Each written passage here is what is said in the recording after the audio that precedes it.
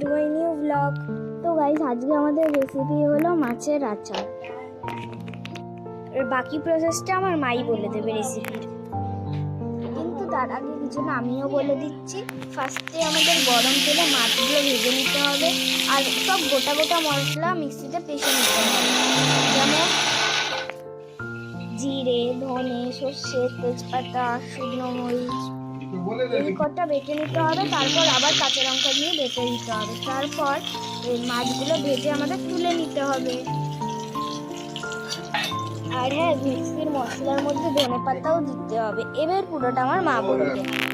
তেলের ওপরে হলুদ গুঁড়ো, গুঁড়ো লঙ্কা, নুন দিয়ে যেই মশলাটা বেটে রেখেছিলাম মিক্সিতে, সেই মশলাটা আমরা কড়ার মধ্যে ছেড়ে দেবো, দিয়ে খুব ভালো করে নাড়িয়ে দেবো।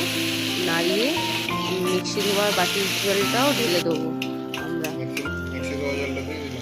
তারপর টমেটোটা মিক্সিতে ঘুরিয়ে নেবো, ঘুরিয়ে মিক্সি হয়ে গেলে টমেটোর বাটাটাও আমরা দিয়ে দেবো। তারপরে খুব ভালো করে নাড়াচাড়া করতে হবে। তো মা, এবার তুমি ঠিক করো, আমি বলছি। এবার ভাজা মাছগুলো ওর মশলার মধ্যে দিয়ে নাড়িয়ে নিতে হবে, তাহলেই হয়ে যাবে রেডি। কিন্তু তার আগে ভালো করে নাড়াতে হবে।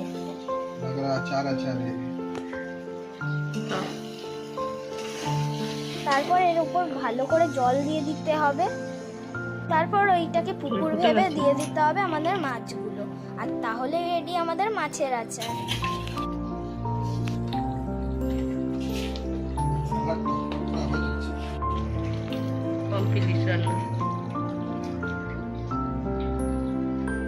নুন হয়েছে কি দেখছো? মাছের আচার রেডি হয়ে গেলে এবার ওইটাকে একটা বড় গামলায় তুলে নাও। এবার আজকের ভিডিওটা এখানেই শেষ। লাইক আর সাবস্ক্রাইব করে দিও। দেখা হবে নেক্সট ব্লগে। ততক্ষণের জন্য টাটা।